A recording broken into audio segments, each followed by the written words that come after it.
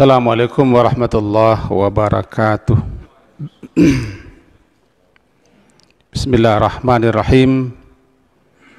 Alhamdulillahi rabbil alamin. Wa bihi nasta'in ala umurid dunya waddin. Asyhadu an la ilaha illallah wa asyhadu anna Muhammadan abduhu wa rasuluh. Allahumma salli ala Muhammad wa ala ali Muhammad. Melanjutkan kajian tafsir surat Al-Haqqah, surat yang ke-69, juz 29. Pagi hari ini masuk kepada ayat yang ke-30. A'udzu billahi minasyaitonir rajim. Bismillahirrahmanirrahim. Khuduhu fagullu thummal jahima sallu thumma fi silsilatin dhar'uha sab'una dhira'an fasluku innahu kana la yu'minu billahil azim ولا يحض على طعام المسكين فليس له اليوم هاهنا حميم ولا طعام إلا من غسل لا يأكله إلا الخاطئون خذوه فغلوا خذوا diterjemahkan ke dalam bahasa kita, peganglah olehmu dia. Fagulluh, maka lalu gulluh, belenggulah oleh kalian dia. Thumma, kemudian al-jahim, ke dalam neraka jahim, sallu, masukkan dia untuk dibakar. Thumma, kemudian fi silsilah, kemudian dalam rantai-rantai zar'uha yang panjangnya, sab'una zira'an, sab'una 70 zira', 70 hasta, fasluku, maka lalu belitlah dia. Sampai di situ dulu. Bapak dan ibu-ibu, ayat yang lalu setelah kita pahami pertama, nanti ada yang diberikan kitab catatan amal dari sebelah kanan sebagai isyarat orang ini termasuk orang yang beruntung, orang yang bahagia. Ada kitab catatan yang diberikan di sebelah kiri sebagai isyarat orang ini celaka. Kemudian masing-masing dua kelompok ini telah dijelaskan tempat kembali dan berakhirnya orang-orang yang diberikan kitab catatan sebelah kanan adalah di sorga, jannah. Sementara orang-orang yang diberikan kitab catatannya, mereka berakhir di neraka. Khusus ayat yang lalu ditujukan kepada orang-orang yang diberikan catatannya di sebelah kiri. Ketika itu hilang semua yang menyebabkan mereka itu angkuh, sombong, sewenang-wenang, durjana, dan melakukan berbagai macam tindakan-tindakan penentangan terhadap Allah yang Maha Kuasa. Itulah hari semua dilucuti, ditanggalkan atau ditelanjangi mereka dari segala macam atribut-atribut. Atribut itu hanya berlaku di dunia ini menjelang dihentikan orang atau menjelang mati. Terakhir kita pelajari kemarin bunyi ayat yang ke-28, ma aghna anni maliyah. Hartaku sekali-kali tidak memberi manfaat kepadaku. Halaka anni sultaniyah, telah hilang kekuasaanku daripadaku. Karena hari itu, sebagaimana kita jelaskan tadi, semuanya ditanggalkan. Penanggalan itu bermula semenjak mati. Bukankah ketika orang sudah mati, semuanya sudah habis, berakhir? Jasad yang dipakainya pun harus ditinggalkan. Bukan ditanggalkan, ditinggalkan jasad. Yang ditanggalkan itu atributnya. Segala macamnya menempel, yang melekat di badannya dan yang ditempelkan di badannya ditanggalkan, ditelanjangi.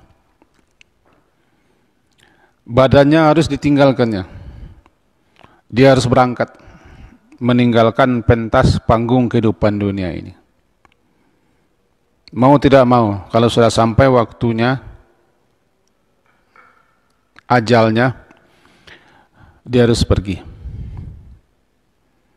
Pergi tidak boleh membawa apa-apa. Sebagaimana kita jelaskan kemarin, andaikan dunia ini adalah masjid ini, masuk di pintu sana, tidak bawa apa-apa. Kemudian keluar daripada masjid ini, tidak juga boleh bawa apa-apa. Masuk tidak memiliki apa-apa, keluar tidak boleh bawa apa-apa. Itulah dunia. Kita terlahir bertelanjang, pergi juga ditelanjangi. Kapan hanyalah pembungkus penutup supaya jangan nampak, tersingkap aib, cacat dan kekurangannya. Nanti dikubur juga tanggal. Tidak boleh bawa apa-apa. Jadi bermula penanggalan itu, arti penanggalan bukan kalender. Bermula dari ditanggalkannya semua yang malaikat yang menempel di badannya ketika mati. Habislah dia. Kecuali segala amal, segala perbuatan, segala aktivitas, segala pekerjaan dan pekerjaan, itulah yang menjadi bahan yang akan dibawanya nanti. Itu yang akan mendampingi, akan menemaninya nanti. Lebih-lebih khusus ketika datang menghadap Allah. Wa ja'at kullu nafsin ma'aha sa'iku wa syahid, surat Qaf. Masing-masing kita ketika telah dibikinkan jasad baru, tubuh baru, kemudian kita telah masuk ke jasad baru itu, mula saja kita hidup kembali, masuk ke dalam jasad baru lagi, namanya kebangkitan, hidup kembali, tidak dibiarkan waktu lama, diarak dan digiring menuju tempat berkumpul. Ila rabbika yauma idzinil masaq. Kepada Tuhanmu lah hari itu kamu akan digiring, dikumpulkan menunggu hisab, pengadilan dan pertanggungjawaban. Tidak bawa apa-apa, tidak ada. Bukankah sebagaimana kaji-kaji yang telah kita dengar, hidup kembali itu juga bertelanjang, tidak berbaju, tidak beralas kaki dan tidak berkhitan. Itu syarat bahwa ketika itu kita tidak memiliki apa-apa. Hari itu adalah hari pertanggungjawaban. Hari di mana kita diadili di sidang dan diberi pembalasan. Maka segala pangkat yang menyebabkan orang dengan pangkat itu sombong dia, lalim dia, semena-mena dia, otoriter dia, melakukan berbagai macam tindakan dia, Tidak ada di hari itu. Segala harta yang menyebabkan orang tinggi memandang orang lain rendah, tidak ada ketika itu. Habis. Dua ini yang paling amat sangat menjadikan orang sombong dan angkuh sampai-sampai menolak kebenaran, menentang syariat, menentang pencipta, pemilik, pengatur alam ini. Ketika hari itu ma'aghna anni maliyah halaka anni sultaniyah. Kalau tidak salah sampai situ gaji kita kemarin. Kita lanjutkan ayat yang ke-30-nya, khuzuhu, khuz. Secara bahasa khuz itu ambil. Nih, ambil. Akhudhu, aku mengambil. Ambillah, khud, ambillah. Allah perintahkan kepada malaikat petugas. Dalam tafsir saya ini sebutkan kepada malaikat Zabaniyah. Karena dia nanti yang bertugas untuk itu. Khuz, ambil, berarti tangkaplah dia. Tangkaplah paja-paja itu. Khuzu, tangkap oleh kalian dianya. Jelas arahnya kepada orang yang catatannya diberikan sebelah kirinya. Orang yang terpukau dan terpikau serta tersilaukan dengan dunia beserta pernak-perniknya ini, sehingga dia menentang, durhaka, angkuh, sombong, menolak kebenaran, tidak beriman dan tidak percaya. Tangkap dia. Khuzuhu. Lalu gul. Belenggulah dia. Apa itu gulluh? Al-aghlal, nanti belenggu-belenggu. Dalam tafsirannya dan juga dalam hadis disebutkan, tangan ini keduanya dibelenggu ke tengkuk. Seperti pesakitan. Belenggu ke tengkuk.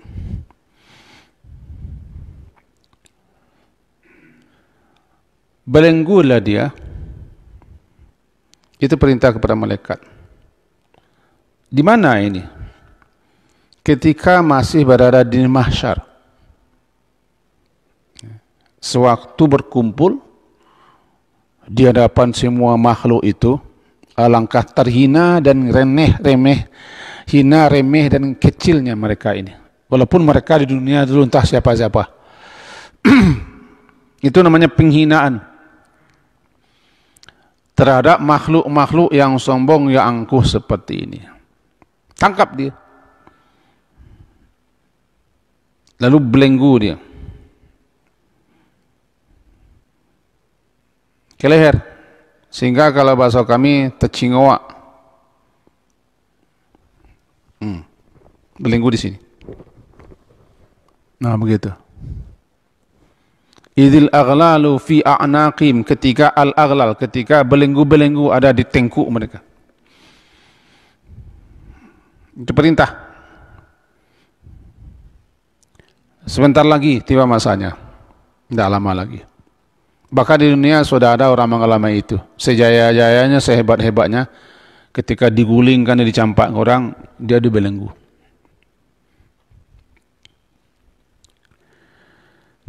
Setelah itu Thummal jahim. Jahim salah satu nama dari nama-nama neraka.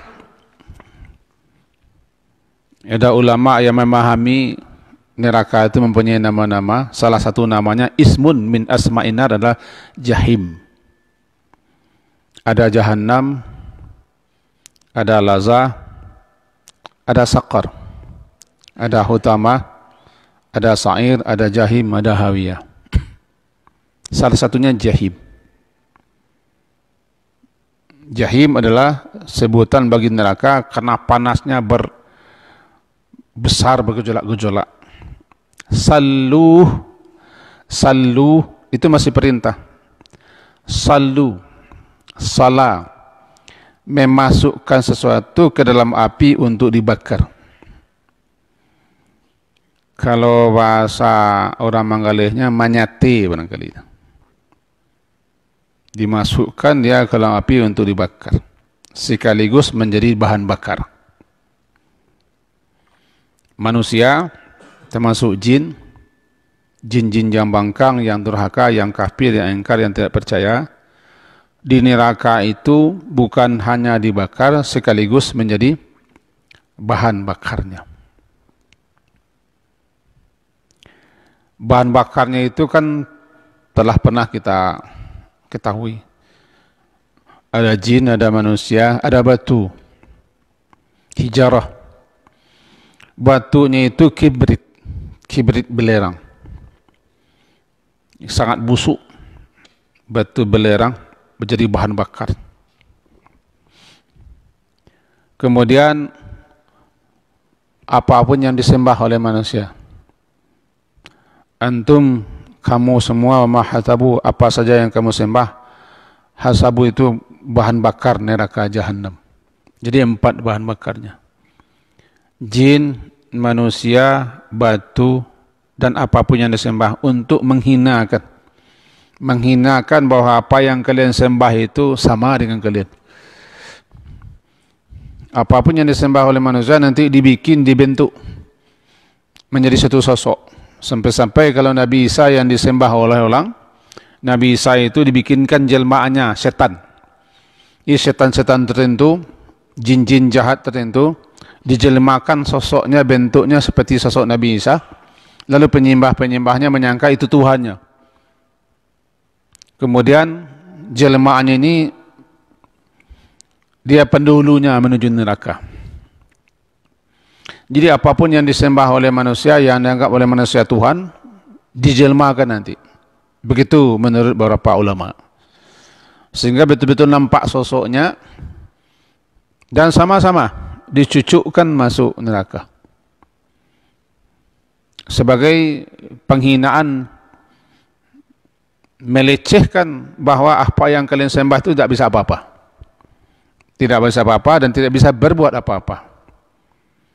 Jadi, summal jahima, kemudian ke dalam jahanam salluh, masukkan untuk dibakar dianya. Jadi bukan memasukkan biasa saja. Kalau masukkan biasa saja, udkhuluh. Adkhiluhu, masukkan dia ke dalam jahanam. Tapi memasukkan untuk dibakar, salluhu.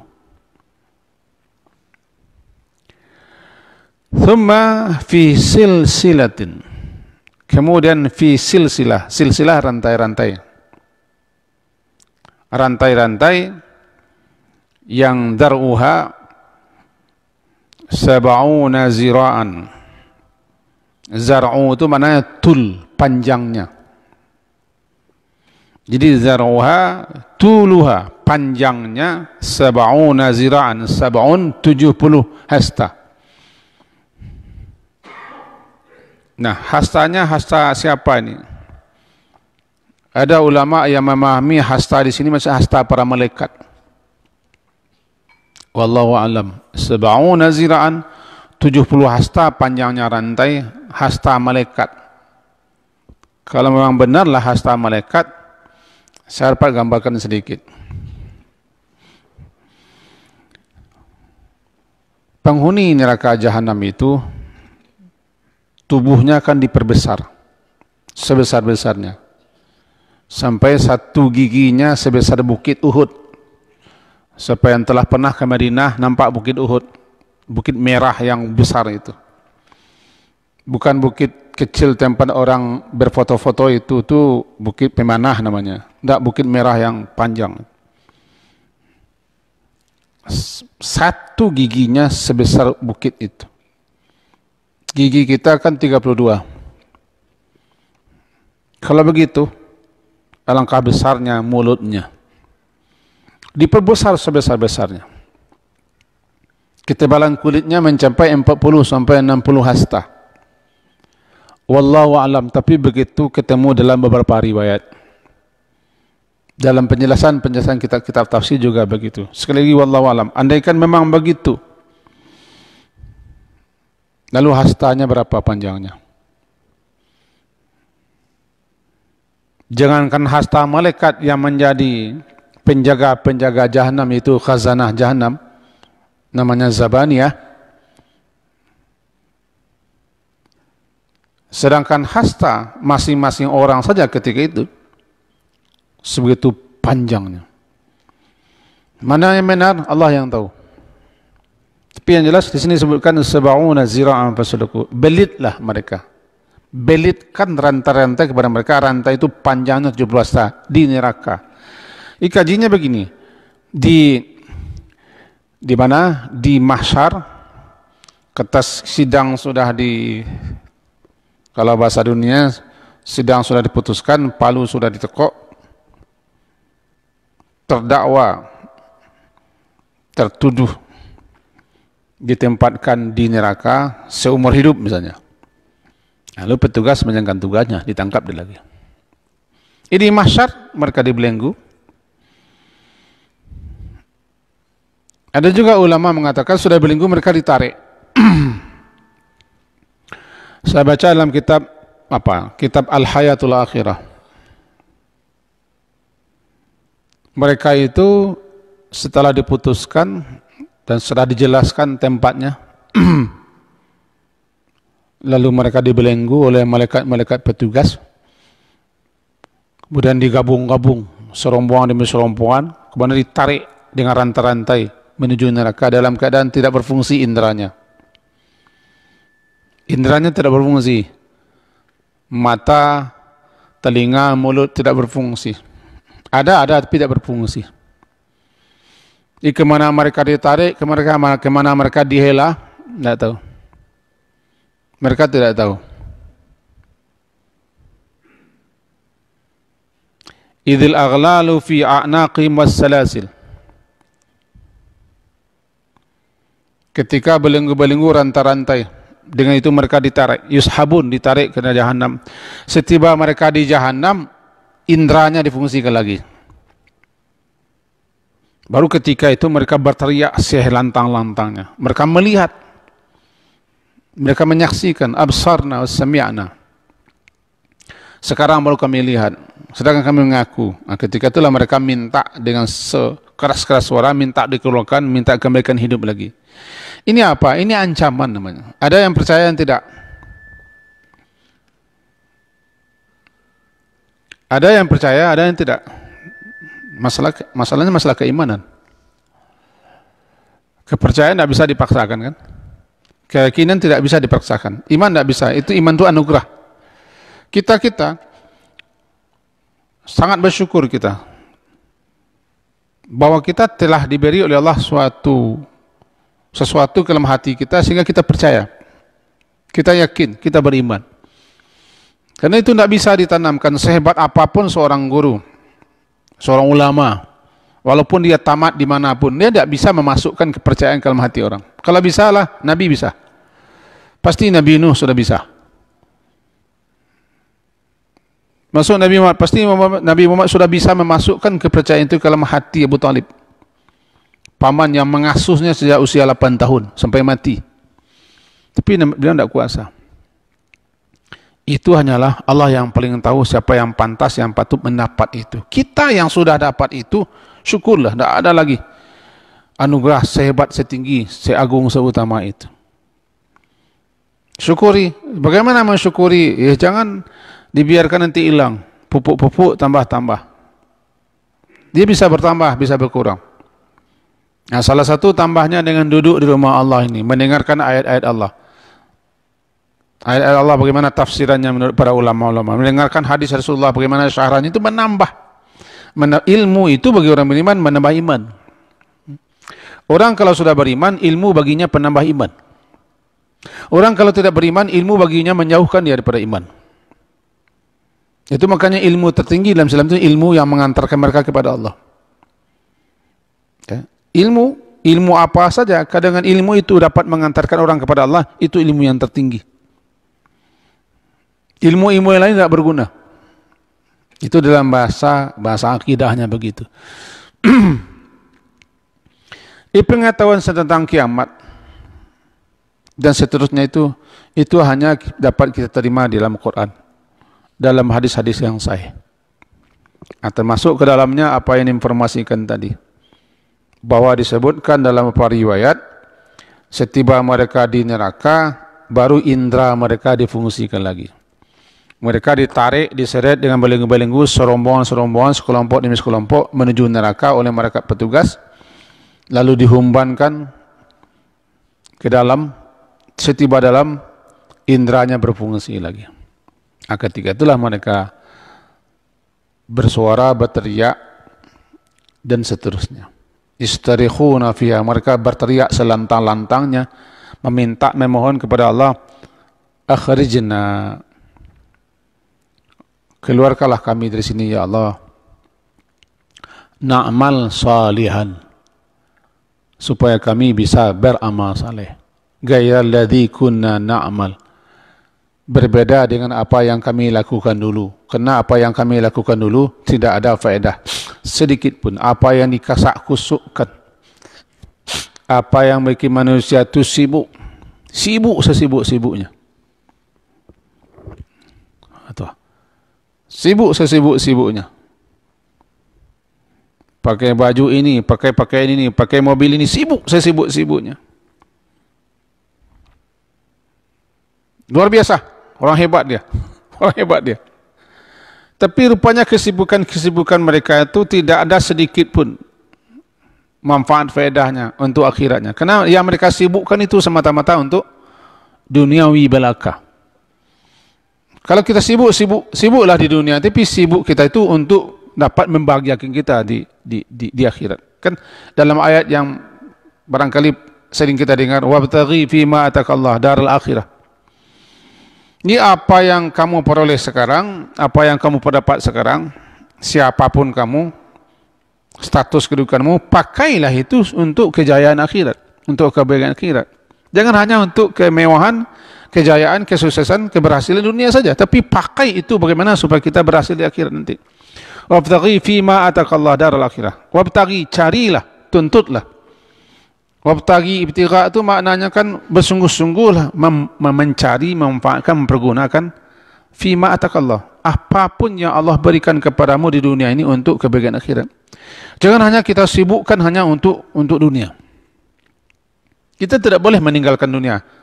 Tidak boleh meninggalkan dunia. Kita harus hidup di dunia, karena dunia ini ladang. Pakai semuanya itu. Kan surah Al-Qasas itu. Tidak salah, surat ke-8 ayat 77 tidak salah.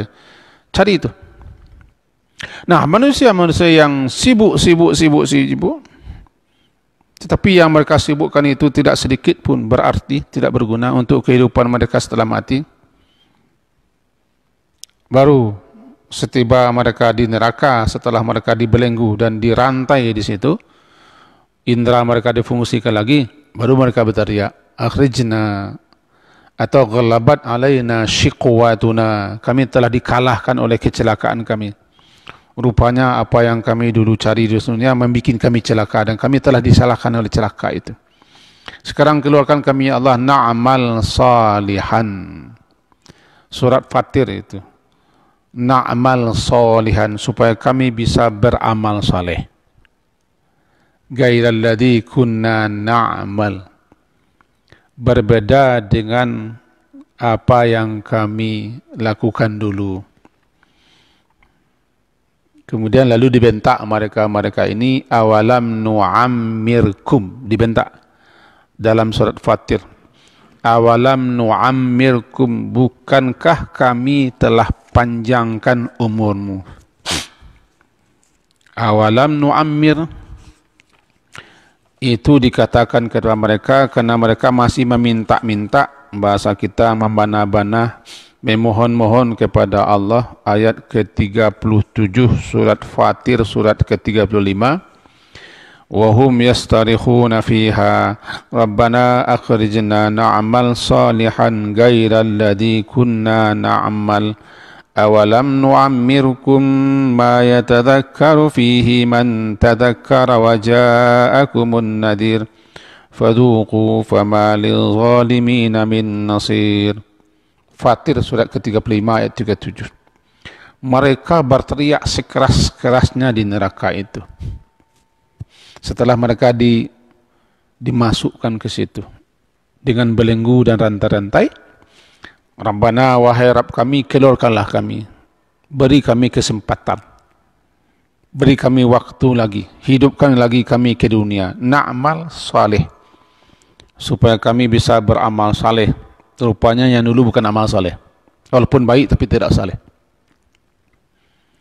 Ghairal ladzi kunna na'mal, berbeda dengan apa yang telah kami lakukan. Karena apa yang kami lakukan dulu itu tidak semiang pun. Jangan sedikit, semiang pun tidak. Semiang pun apa yang kami lakukan dulu tidak berarti hari ini. Ketua ini, pejabat ini, petinggi ini, bos ini, penasihat ini, pakar ini, silakan baca semuanya. Kalau semuanya tidak dilakukan itu untuk manfaat kehidupan akhirat, tidak ada. Habis. Halaka anni, ma aghna anni.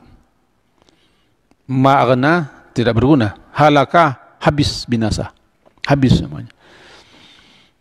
Nah, dihardik mereka, awalam nu'ammirkum, bukankah kami telah panjangkan umurmu sampai melebihi 60 ke atas? Karena rata-rata usia umat dan umat itu 60-70. Baina sittin wa sab'in. Kami telah panjangkan umurmu lebih 60. Ada juga mengatakan lebih 40 telah panjang. Tapi saya lebih memilih pendapat yang mengatakan lebih 60 telah panjang. Lebih 60. Kalau masa dunianya, masa sudah pensiun, awal pensiun. Bagi seorang guru.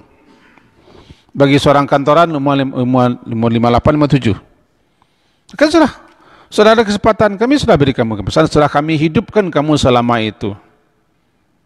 Yang dalam kesempatan itu, ma yatadzakkaru fihi man tadzakkar. Mestinya kamu dapat pelajaran, dapat peringatan. Ini setelah usia pensiun, setelah panjang usia, masih juga mencari kegiatan-kegiatan duniawi yang tidak sedikit pun faedahnya buat bekal hari akhirat. Masih sibuk. Itu kan kesempatan diberi. Awalam nu'ammirku. Ini namanya penyesalan. Kita kembali lagi kepada ayat surat Al-Haqqah. Thumma al-jahima sallu thumma fi silsilatin dharuha sab'una zira'an faslukuh innahu kana la yu'minu billahil azim wa la yahuddu ala ta'amil miskin. Innahu, ini namanya ilat. Ilat,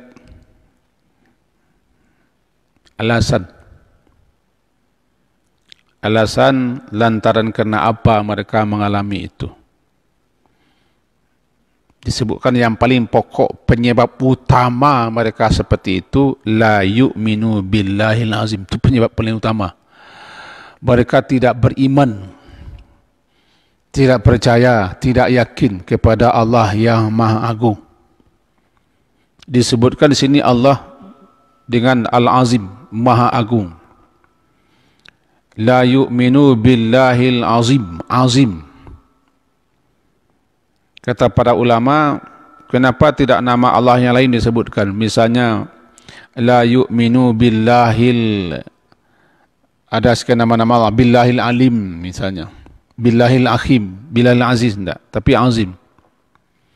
Azim itu menunjukkan keagungan kebesaran, bahwa dialah yang pantas, yang patut untuk disembah, diibadahi, ditaati. Betapa agung dia, bahwa selain daripada Allah tidak patut diagungkan, disanjung, dipuja, ditaati, dipatuhi. Dulu mereka ini tidak percaya, tidak beriman kepada Allah yang Maha Agung. Justru mereka mengagung-agungkan, membesar-besarkan selain daripada Allah. Mereka memuja, mereka menyembah, mereka mentaati, mereka menomorsatukan selain Allah. Jadi mereka lebih mengagungkan, lebih membesarkan, lebih meninggikan selain daripada Allah. Itulah mereka. Innahu kana la yu'minu billahi azim wa la yahuddu. Sedikit lagi, wa la yahuddu. Haddu. Haddu itu yahuthu. Tidak mau menganjurkan. Bahasa kami itu memang sempilik kariang orang tu. Sempilik kariang ceke balapi. Bakhia sangat. Jaguang amek. Sempilik kariang. ceke balapi baki sangat jaguang ame. Kenapa? Jangankan memberi, nih, jangankan mengaruk puro, menganjurkan orang saya tidak mau dah. Mahal, berat betul muncungnya untuk tolong, karena memang tak percaya dia. Orang kalau percaya, yakin bahwa sekedar menganjurkan saja sudah berpahala, sudah itu. Ada ganjarannya di akhirat. Itu pun tidak mau dia. Segalanya diperhitungkannya. Jangankan dia berzakat, jangankan dia membantu orang miskin, orang susah. Jangankan dia mengeluarkan uangnya untuk jihad. Jihad itu bukan hanya perang, jihad banyak yang akan dijihadkan. Membantu, bukan hanya masjid.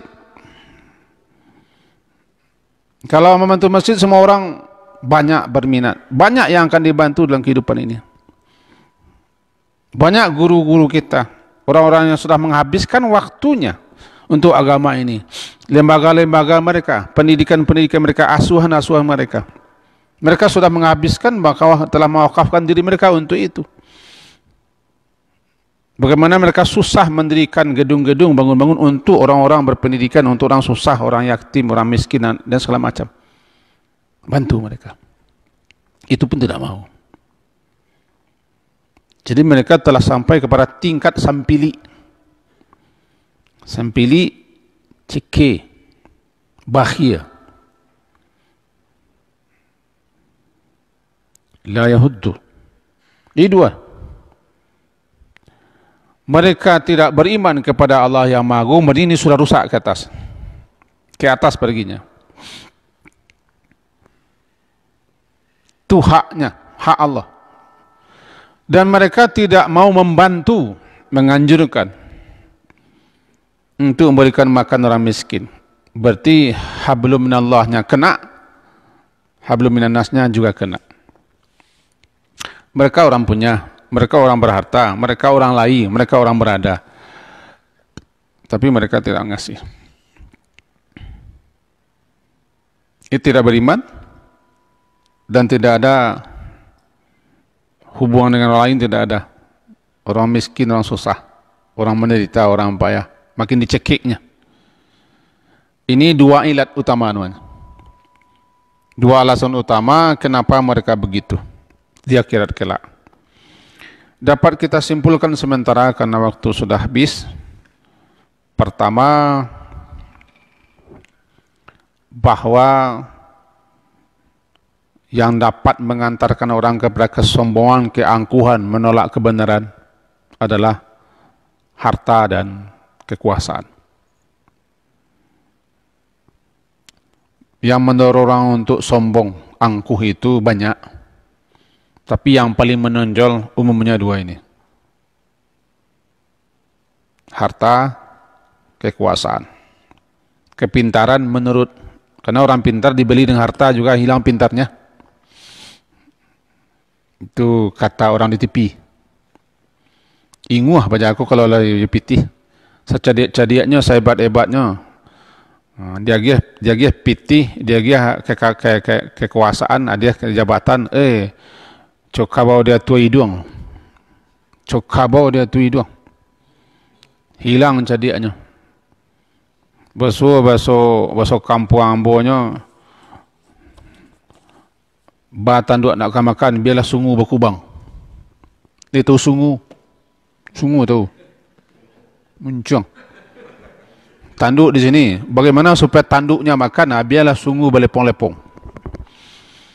Sepintar-pintarnya, secerdik-cerdiknya, sehebat-hebatnya. Kalau sudah dionyokkan kepadanya dua hal ini, hilang pintarnya.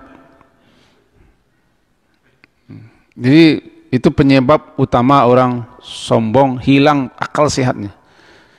Sampai mereka menolak agama Allah, sampai menentang syariat, sampai melecehkan ajaran agama, dan seterusnya. Nanti tunggulah sebentar lagi. Segala satu kan ada ajalnya.